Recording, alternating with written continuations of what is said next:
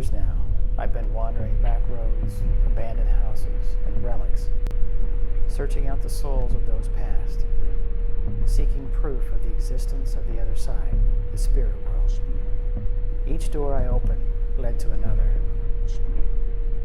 And when I began, I thought I was in control, but I'm starting to wonder. Like a beacon they call, and we come, trying to understand, trying to decipher their disembodied voices. Hell's Gate. It's legend. A horrific turn-of-the-century locomotive crash, forever entangling the victims' souls with the area around the tracks. Even simple graffiti takes on meaning, an invitation to those lurking in the past.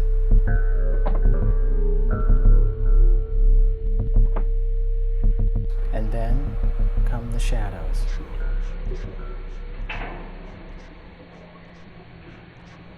A trick of light, maybe. But I pause as if to become invisible. But my bones tell me that the shadows still see me.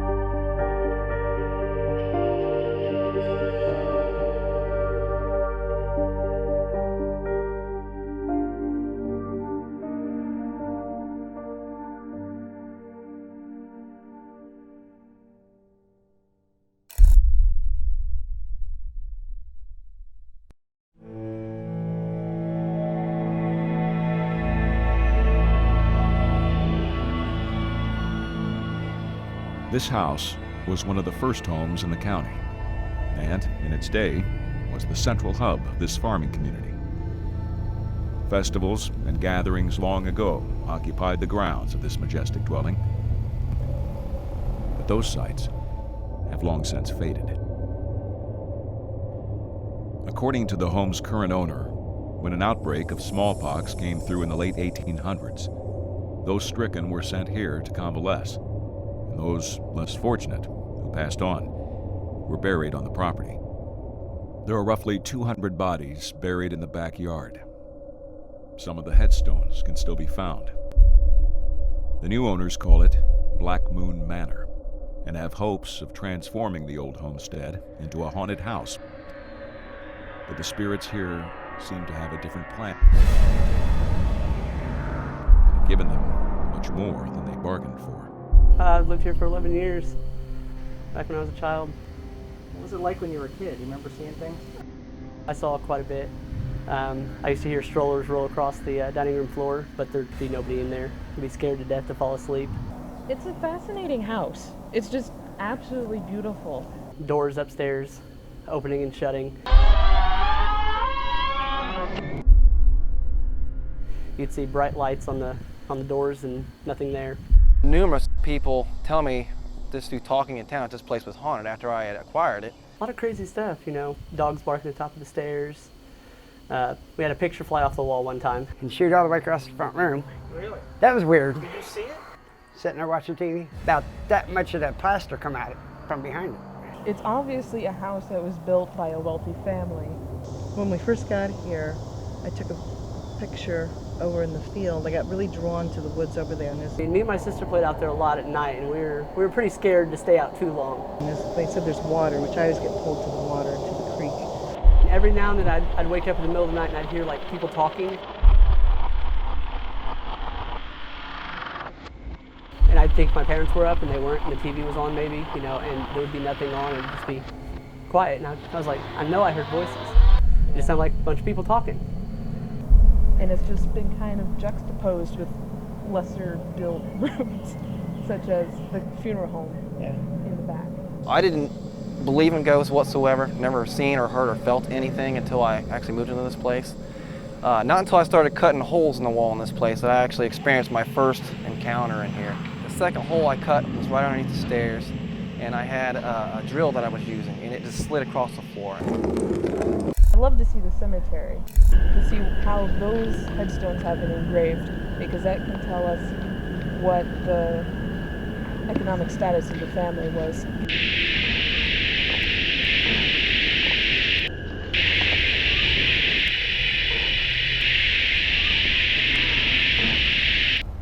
So I didn't pay it any attention. Then I started having things thrown at me, like there's some pennies laying on the ground. Things were being thrown at me throughout the day.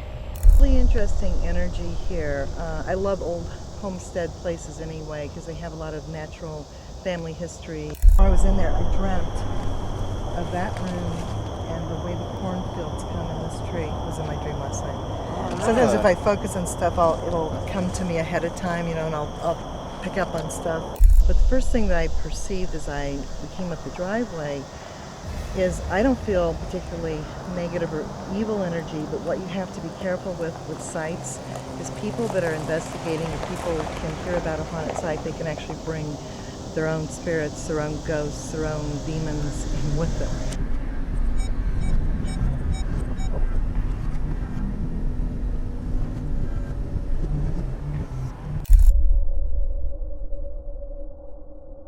It just seems like the more and more people we get in this house, the more they're trying to tell us, they're trying to communicate. Because they had a group in here that was provoking and they got scratched. And they wanted to be sure there wasn't anything demonic here.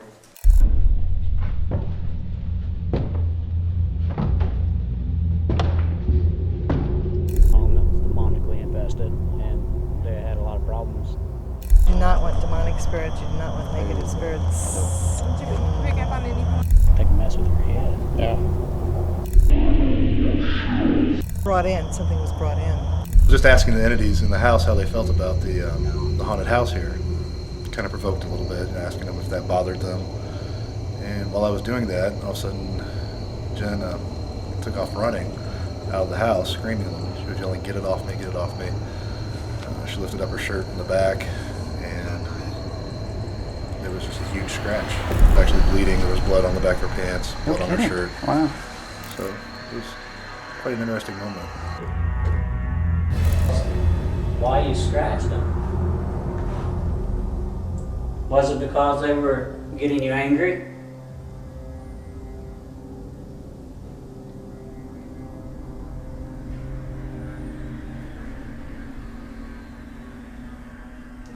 made you mad then? Is that what happened? They came in and was yelling at you and made you angry?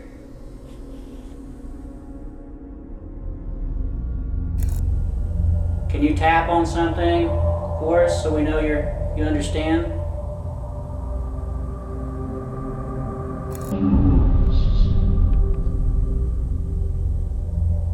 I know you're still here. Can you tap on a wall or something, please?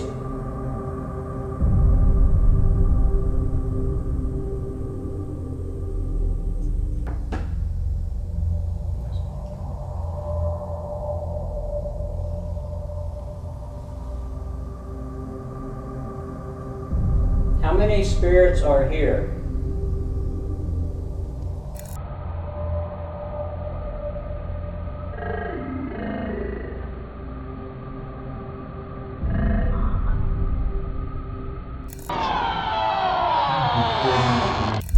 This is a shadow laser. What happens is it puts a laser grid throughout the room, and the shadows, the ghosts, the spirits will break the beam, and you can see their form. When we walked in, I got all vibrate. I knew something was going to happen. Where the laser light is broken, are we seeing the shape of a spirit? A shadow cast all the way from the grave? If there's any spirit people here, please come talk to us. Do we have Emma here with us? The PX box is said to translate a spirit's energy from radio waves into actual words. Can we take your picture? Outside. They saw outside. Outside saw. Did you see us outside? View at 15.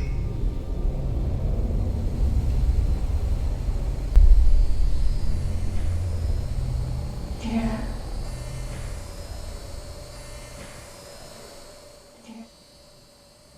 Rarest. Oscillator. Electric. Nervous electric, I don't know. Docile, I think. Don't be nervous. It's okay. Time. It. Two. Light. Tell me Recharge. somebody open that door.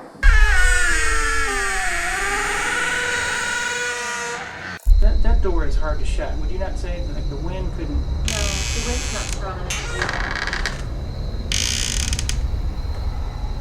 Yeah. Even living here, this door never slammed shut. Doesn't like the light. I've noticed they don't like the light at all.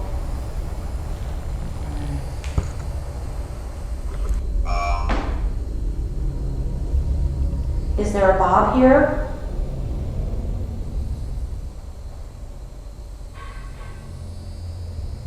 Did you hear that? Bob, did you just knock for us? Can you do that again, please? You hear it?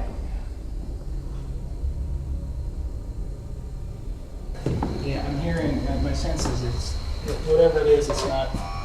Run. Yeah. Whatever it is, not friendly. Do you want us to get out of here? I felt like it was trapped in there. It was weird. Like I'm not afraid of much, but I just sometimes. You get creeped. I did, yeah. Yeah. It started with upstairs.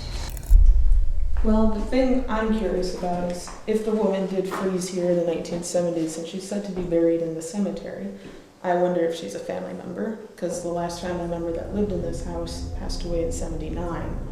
It's the endless stream of people through this house, provoking an evil that dwells here. Are the spirits toying with us?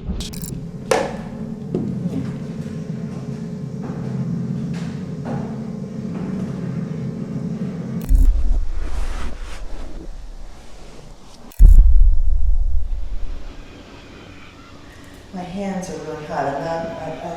It's hot in here, but this is a different kind of heat. It's like what happens when I run energy on people and do healing.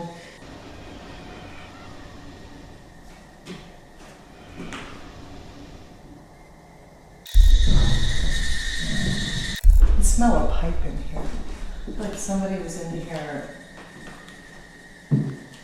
It's really strange. It's like I was in this room before. It's kind of a masculine energy. This house has about 5 different energy zones to it that are really interesting. Because now it's cool. My hand got very cool in here.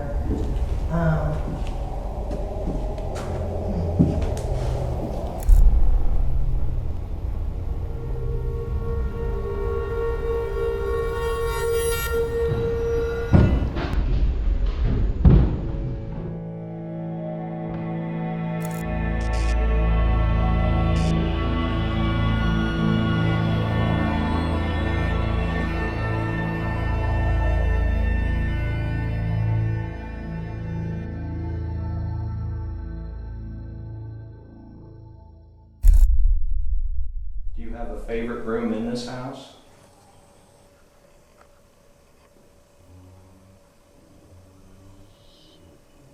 The spirit that scratched an individual in this house.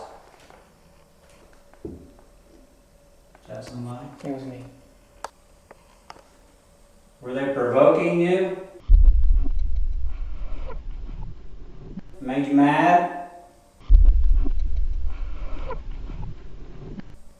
Can you make a noise so we can hear? Do you hear that? Yeah. A few seconds, I thought it was just humidity. I'd like to hear from the spirit person who scratched the individual in this house.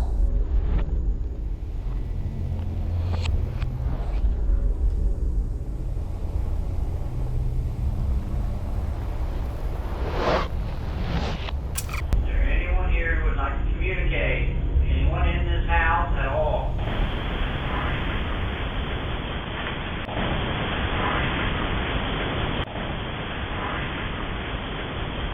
Did you hear that?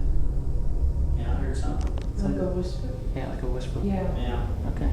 Is that you? The spirit that scratched an individual in this house.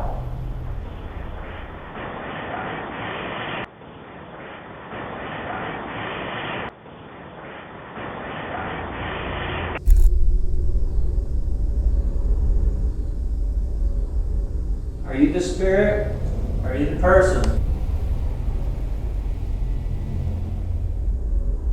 Did they make you mad?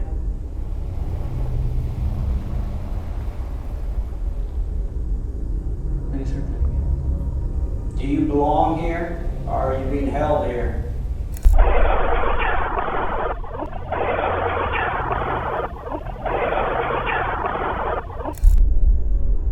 Michelle, put your camera. Are you recording with his camera? Yeah.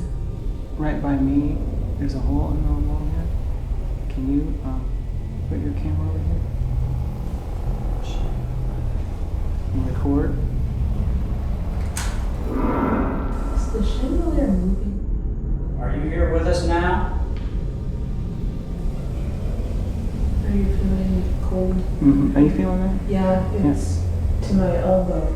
Yep. And it went left. The air got suddenly very thick. Mm-hmm. I had trouble breathing it out. Yes. Something. You hearing that? Are you hearing a voice or not? No, I'm hearing a noise. Noise. I know this isn't supposed to be happening at this moment. Knock on the wall, or say something so we know you're here. I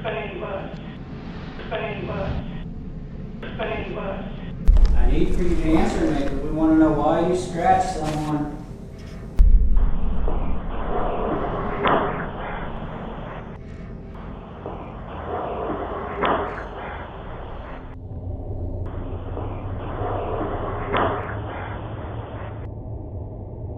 In the name of Jesus Christ of Nazareth, I command you to answer me.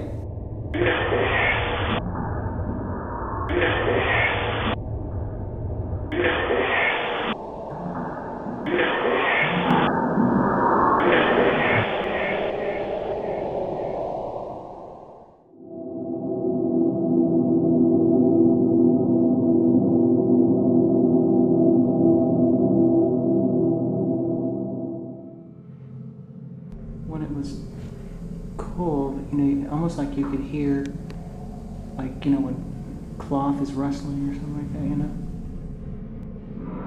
I thought maybe it was gusts of wind, like. Yeah. I didn't feel a thing standing just to her Yeah. right. Yeah, that's still on. Yeah, it was getting my elbow. I kept hearing something like it was out here.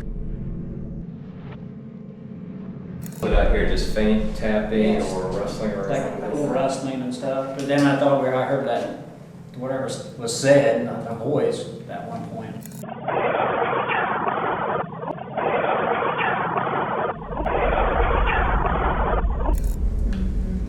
No, the here, I could, that whisper.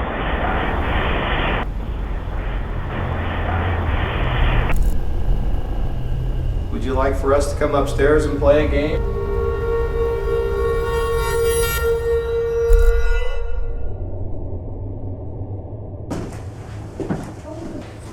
There was a guy who was boarding here, I think in the 80s sometime, and he was awakened by a little girl at the foot of his bed, kind of tugging on his toe, and she had a white pajama right boots on.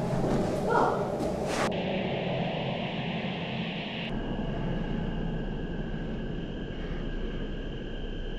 I'm capping my pen.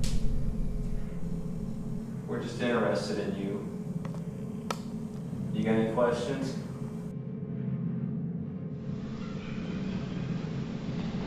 Is that the little girl?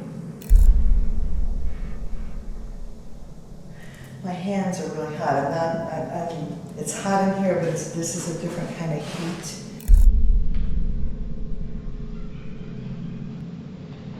Does she want to hold hands with someone?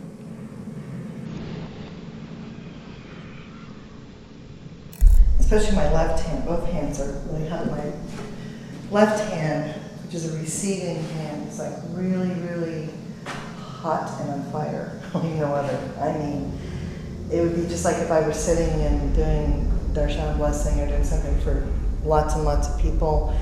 Looks like it's over here on the left side if you look from this way in. Yeah, I can feel it. Maybe the child spirit would more have to be around the females of the group. Rachel, could you stomp on the floor in your boots?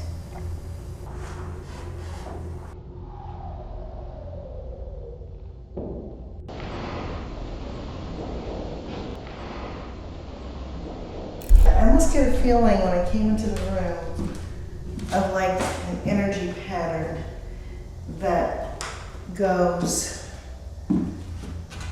this way.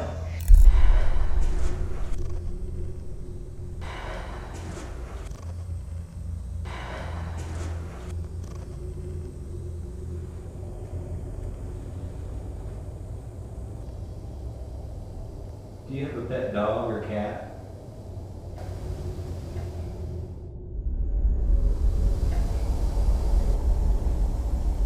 Did anyone hear that? Yeah, it's right back outside that door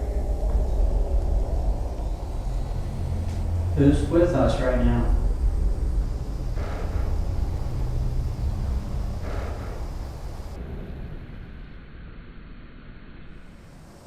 Can you make a noise? Dwayne, I think there's somebody in between us because I could have just sworn I saw a head and shoulders, but yet I know you're against the wall. Yeah, I'm standing right at the edge of the window with my hand against the window frame.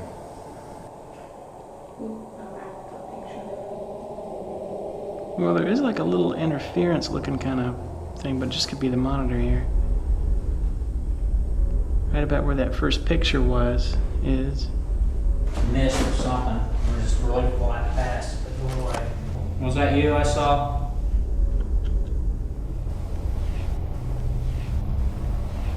Are you hiding from us? Above where that red light is. Probably to the right of it. Who, what? See where that red light is over on firewall? Not the one you're spinning around, the one that's stationary. Yeah. Not the one you're spinning around, the one that's stationary. Yeah. Yeah. If you can imagine a fluorescent green. I don't know exactly what it was. I mean, The door would just open. It'd move back and forth, so I was thinking the wind. And like a lemony yellow. The window. Is that what that is? I've got one on the windowsill. Yeah. The way the door was positioned, there's no way that any light from the outside road could get in, but there was just this like light white aura sitting around the edge of the door. Middle window. He's got his hand above. Yeah. Okay. And I'm feeling very sad energy now, someone that used to spend a lot of time in this room. Upstairs, it was actually the master bedroom. Would that be that? Yeah, that big bedroom. That's interesting because we got something like that. Oh, okay. But yeah, because the door opens backwards towards all the roads, so it wouldn't hit the windows, and there's just a small little light that sat right there on the door. And they really liked it in here, and they love to look out the windows, and they're showing me, look, they're boarded up, look, they're boarded up. I almost get a feeling of a name Sarah, or an S name, or Karen, or Carolyn. It was a woman. I was standing here and just like this, watching, listening for things from the doorway. A small oval that went around the edge of the door. It was only about that tall when I was little. So I was thinking, okay, one of the kids have a flashlight, you know? And there was nothing there. I'd come running downstairs. I was like, somebody upstairs? Nobody was upstairs. I can feel what I interpreted as a little child reaching, groping around, trying to grab onto my hand. But since my hand is balled up with my flashlight, I could feel these little fingers kind of... The house is just bricks and mortar, some say. Those who visit here feel different. It was like an every night reoccurrence. I'd keep getting up and I'd look in there and there'd be nothing there. Some leave with just an uncomfortable feeling. Others flee with physical evidence of evil. Just as people can be possessed, so can places. And here, there's something always watching, waiting, lurking in the shadows.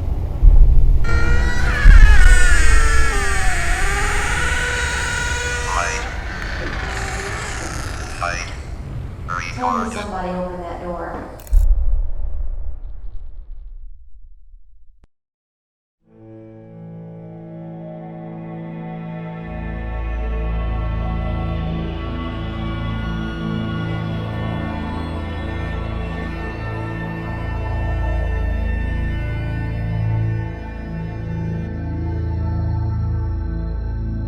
Every night, without fail, a small group gathers in historical Irvington to hear tales of its hallowed haunts.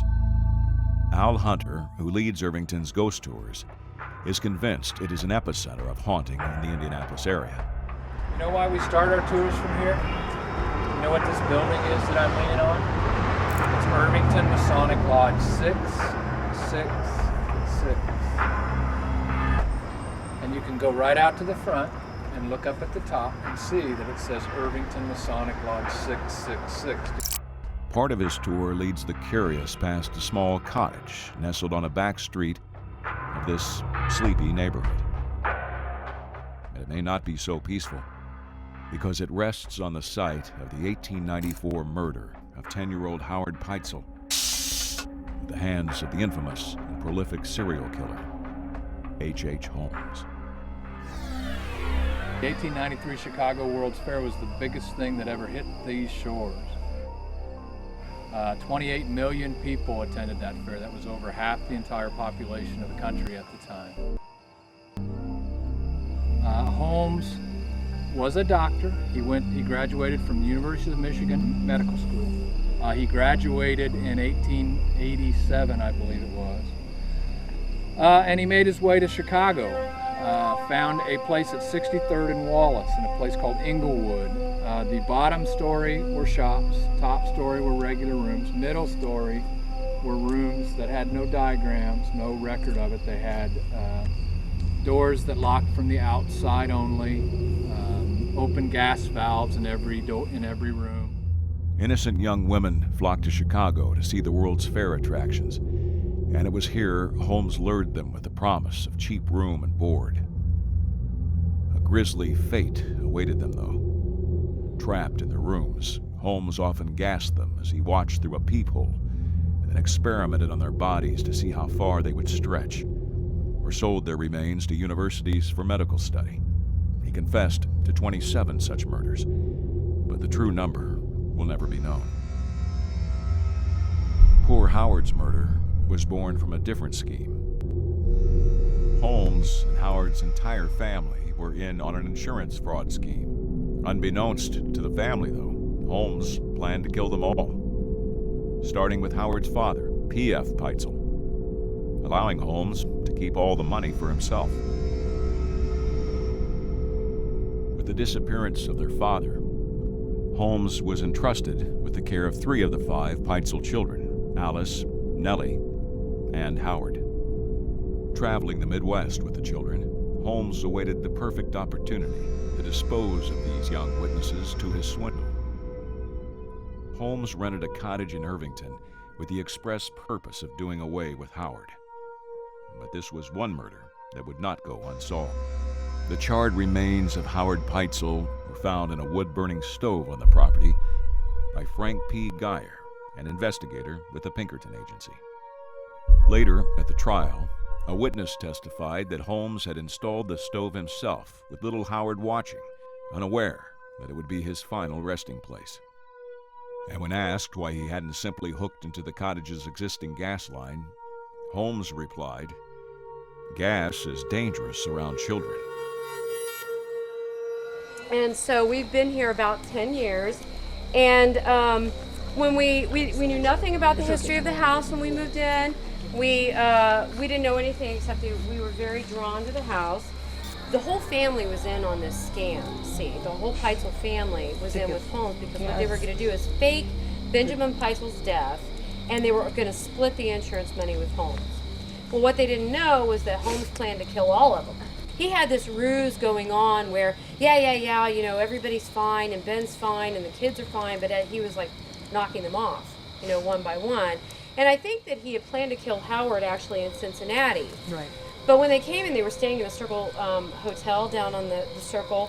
There are writings, I think, by his sisters, was it? Where they were writing letters to their mom that never actually made it to their mom because Holmes would intercept them. But later they were found, and they were talking about Howard was being really mischievous. I mean, he was just getting on Holmes's nerves. And I just think Holmes couldn't take it anymore. He got out here, he found a cottage, he rented it, and murdered him. When the children would write letters back to their mother, they would use ciphers and code. In case the letters were exposed, their cipher for Holmes, 4-18-8, or when translated, DRH.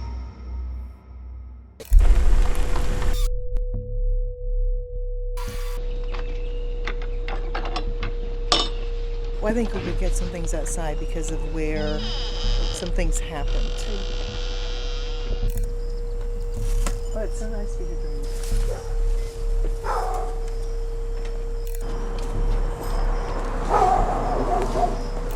I started noticing like my printer would just turn on and start printing gibberish, and I would start having problems with my computer. Well, you just kind of chalk it up to like electrical issues, whatever, even though we had just had the house rewired.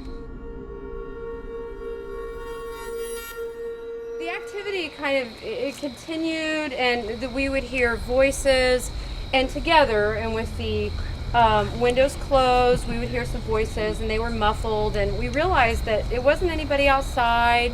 It was somebody in the house, maybe sounded like they were in our closet. We started to get a little bit leery. 3 of the Peitzel siblings out of the 5 were with Holmes. He said he was deprived of his mother.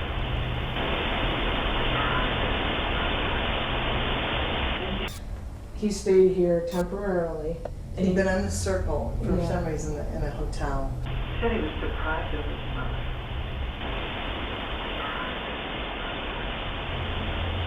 We were talking about selling the house because we were getting very frightened. The activity started to pick up. All of a sudden, we go into the kitchen and all the drawers would be open. You could be standing in the kitchen with your back to the cabinets, and then when you turn around, everything's open. They had taken the 3 children all across the Midwest, stayed here temporarily, and then took the 2 girls up to Toronto, Canada. But I would wake up in the middle of the night and hear the front door just slamming. We're really going crazy here. Something's happening. There were a lot of nights that I didn't sleep. As so our therapist recommended that we contact Marilyn Isaac. And there's places on the earth where there's more activity, and Irvington happens to be extremely active. And the next thing she said was, I got to get over there right away because you have a negative male spirit who is in the east side of your yard. You have 2 outbuildings on your property. And I said, no, we don't. You used to. And this very evil man spends his time in there, and he is on your property, and I have to get over there. Right. Left the boy here. The girls didn't know what happened to their brother. And unfortunately, he met his untimely demise on this property. He said he was deprived of his mother.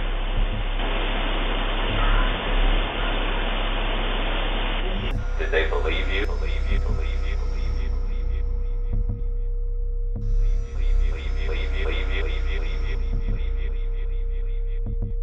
I think it was that killing of the innocents, when you it's probably the worst sin there is to harm an animal and children, is the harming of the innocent. So I think his karma kind of came back to haunt him here. When I see him now, it's almost like even though he crossed over at 10, he almost looks to me like he's older, like he's grown in spirit. Is there anybody that wants to come forward and talk with us tonight?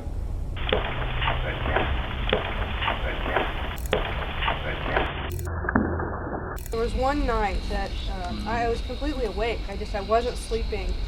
The cat was jumping up and down on the bed. As soon as I pushed him down, I heard this voice right next to my face, and it was the worst, most terrifying voice I've ever heard, and it was this real deep kind of horrible. It was just a horrible voice, and it said, "Look at him."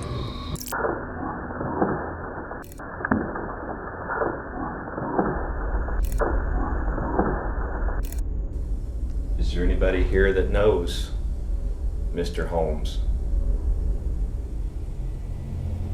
Any family members? Any victims?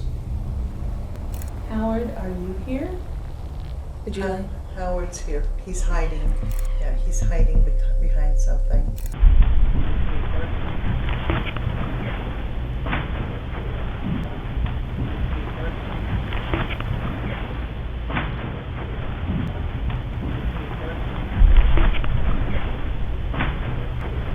My feeling with Howard, it's really interesting.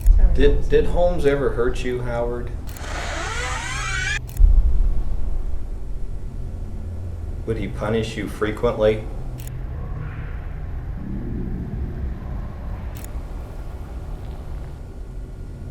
Did he lock you in small spaces like closet? Or maybe stuff you in a trunk at any time just to punish you?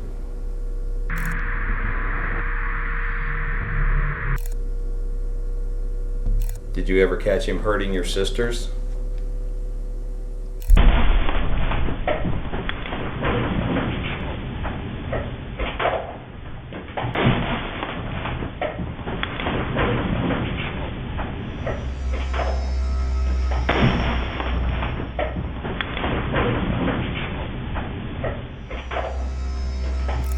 Was there anything you tried to do to stop him? To keep him from hurting people, your sisters or you? You feel like there's anybody out in the hallway? You feel like there's anybody out in the hallway? You feel like there's anybody out in the hallway? Yeah, he knew him as Dr. Holmes. Dr. Holmes. And he fed off of Howard. Because of the age that Howard was, it's kind of like how poltergeist energy works with pubescent individuals. There was like a conduit that Howard was for. They fed off of each other's energy. Did you ever feel that Holmes was bad, that he could hurt you at any time?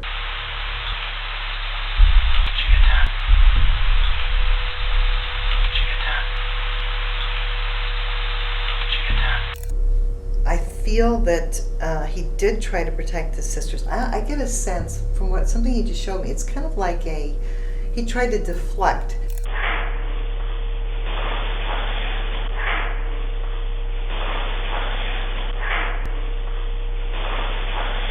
It's like, okay, let's do something bad over here, so he doesn't do something to the girls. Let's redirect this.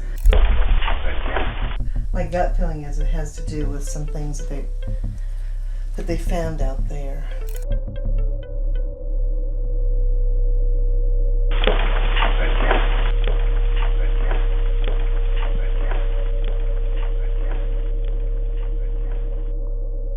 It's just kind of a strange sensation. I've been feeling this around me this evening, or that he's just hanging here in the background somewhere. Would you like to look at the full moon? Sit outside and watch the moon at night? Say yes.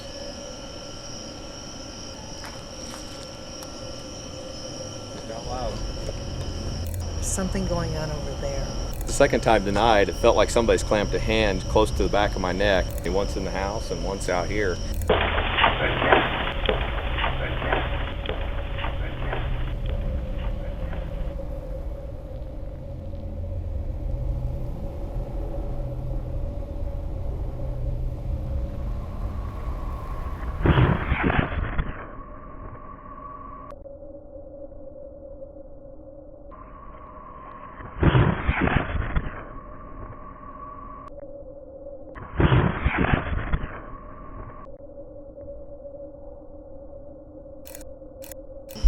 I just heard. I think maybe he made him. That's just out of left field or right field over here. I heard. Yeah, but I mean, it was loud.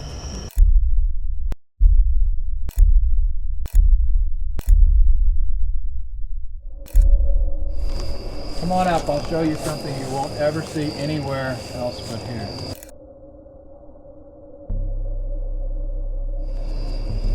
Don't be shy. That is Holmes's Michigan graduation program with his name as Herman Mudgett on the back.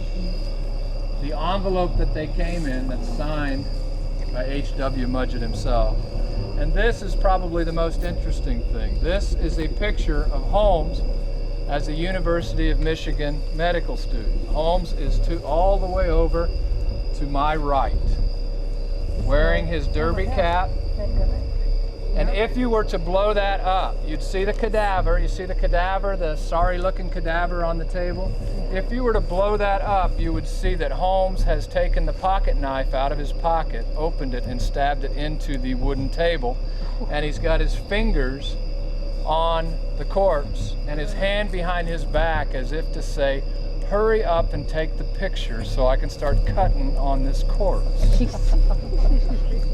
This is only the second time I've ever brought it out. So, and how did I get these? When I started doing the tours 8 years ago, Mudgett came from New Hampshire. His house still stands. I talked to his relatives and they just wanted the stuff gone. We're grateful for this home. We're grateful for this hallowed ground that is now restored to its original purpose and intention, free from violence, free from negative energy, negative memories. We ask only that which is of the light to remain. We're grateful for this. HH Holmes was one of this country's most prolific murderers, a killing machine with no afterthought except for who would be his next victim. He left a macabre trail of death through the Midwest, and may have never been caught if it hadn't been for the hard investigative work of Geyer. That the beginning of the end for Holmes was here in Irvington may have been luck or providence, but for whatever reasons, the voices are clear and still echo through the cool night air.